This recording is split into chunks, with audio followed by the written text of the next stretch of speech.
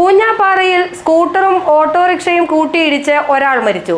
Scooter ഓടിച്ചിരുന്ന പൂയംകുട്ടി മണികണ്ഠൻ ചാലിൽ വാടകയ്ക്ക് താമസിക്കുന്ന കൊല്ലം സ്വദേശി സന്തോഷ് കുമാറാണ് മരിച്ചത്. പുലർച്ചെയുണ്ടായ അപകടത്തിൽ പരിക്കേറ്റ സന്തോഷ് കുമാർ രക്തം വാർന്ന് അരമണിക്കൂറോളം റോഡിൽ കിടന്നിരുന്നു.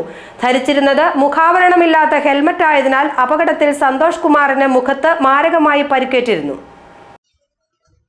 കീരമ്പാറയ്ക്ക് സമീപം ഊഞ്ഞാപ്പാറയിൽ തിങ്കളാഴ്ച പുലർച്ചെ 5 മണിയോടെയാണ് അപകടമുണ്ടായത്. കൊല്ലം സൂര്യനാട് പാളവിളയിൽ സന്തോഷ് കുമാറാണ് മരിച്ചത്. 43 വയസ്സായിരുന്നു. പൂയംകുട്ടി മണികണ്ഠൻ ചാലിൽ വാടകയ്ക്ക് താമസിച്ചു വരികയായിരുന്ന സന്തോഷ് കുമാർ മൂവാറ്റുപുഴയിലെ സ്വകാര്യ സ്ഥാപനത്തിലെ ജീവനക്കാരനായിരുന്നു. ഇവിടെ നിന്ന് വീട്ടിലേക്ക് പോകുന്ന വഴിയാണ് എതിരെ വരികയായിരുന്ന ഓട്ടോറിക്ഷയുമായി സന്തോഷ് കുമാർ ഓടിച്ചിരുന്ന സ്കൂട്ടർ കൂട്ടിയിടിച്ചത്. ഹെൽമറ്റ് ധരിച്ചിരുന്നെങ്കിലും മുഖം റോഡിലിടിച്ച് വീണതിനെ തുടർന്നാണ് സന്തോഷ് കുമാറിന് ഗുരുതര പരിക്കേറ്റത്.